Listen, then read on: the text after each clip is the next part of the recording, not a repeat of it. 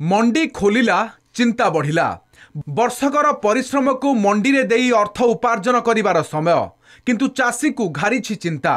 केउठी token मिलिनी तो केउठी धानर मान को नहीं चिंतारे पड़िछि चाषी। बरगढ़ जिले में आसंता 28 रु धान संग्रह आरंभ हेबो बोली जिला स्तरीय धान संग्रह कमिटी बैठक में निष्पत्ति होइथिला। अर्थात दिनक परे धान संग्रह आरंभ हेबो किंतु चाषी पाखरे टोकन पहुंचिनी। सेपटे बात्या सेन्यार भୟରେ कंचा धान को काटी आणुथिबा चाषी धानर मान को नहीं आशंकारे। ओदा धान केमिति बिक्री करिवे आउ उचित दर मिलिबो कि नाही, दलाल को शोषणर शिकार हेबेनी तो। 6 एकड़ धान काटली न मार्केट में अधा पड़ी अधा खेत अच्छे आ लघुचाप लगी आम मार्केट नुए खुले तार मंडी लेकिन आम धान पकई सारू न सेनु टुकन तो नुए आसे आज्ञा 28 तारीख खुलवा बोल 26 से 27 तारीख है टुकन मेसेज भी नुए आसी आ केंदा जानमु कि आम धान बिकमु बोली चिंता अच्छे आज्ञा धान केवे टुकन आवा केवे बिकमु बोली वर्षा मेघ देखी काटे बाध्य हलु फेर सुखी था तो आउ 4-6 दिन सुखिला बाद काटी था से ताकू भी बांधिक अमल कर नबू रखा जगह नहीं मंडी धान देले अखा दबार नहीं नहीं कोट जमा कर रखी ओदा कौन चाहिए आम दबा बाध्य होबू आपड़ से मना करेंगे कौटू आम आने दबू ये जिन ही दबू आम मेघ डर भयर आम काटिक बाहर कर नौ वर्षा जो ओदा कंचा लोक काटुंट तो आरंभ होनी आरंभ है कौन जना पड़ा मंत्री मात्र साहय कर मंत्री जो आरस सब सुरखुरी ये शांति किसी आम असुविधा नहीं खाली मिलवा अखा दौना अखा देले लोकर चाषी भल होता से प्रोब्लेम आ। चलित वर्ष 73 लाख मेट्रिक टन धान संग्रह पाई लक्ष्य रखिचंती सरकार किंतु एथिरे बाधा सृष्टि करिपारे 5 गंभीर समस्या।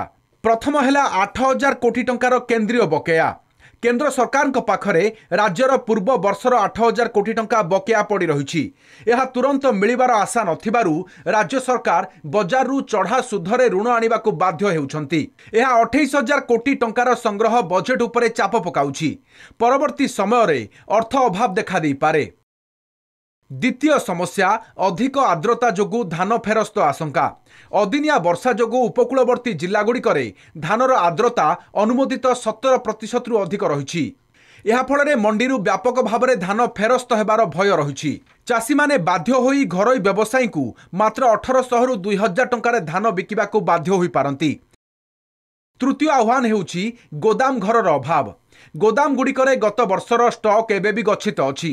73 लाख मेट्रिक टन धान आसिबाकु थिबा बेले मात्र 45 लाख मेट्रिक टन धान रखिबा पई सुरक्षित स्थान उपलब्ध अछि। चतुर्थ समस्या परिवहन एवं पैकेजिंग सह जड़ित। बरगढ़, नुआपड़ा, कलाहांडी भली जिल्ला रे ट्रक, श्रमिक एवं अखार उत्कट अभाव। दैनिक 8-10 लाख क्विंटाल धान मंडी को आसुथुवा बेले परिवहन क्षमता मात्र 5-6 क्विंटाल रही। पंचम समस्या टोकन विलंब एवं दलाल को प्रादुर्भाव। सर्भर समस्या जोगु टोकन बंटन धीमा पड़ी। दलाल एवं मिलर को मध्य सलासुतुरा अभियोग पुणी सामना को आसुछि। केंद्रीय पांठी न मिलिले एवं पाग सुखिला न रहिले 48 घंटा मध्य चाषी को टंका प्रदान प्रतिश्रुति पालन करने सरकार को पई कष्टकर हेबो। एने कटनी छटनी को विरोध करने को चाषी को सचेतन करुछंती चाषी नेता। Bureau report, Kalinga TV.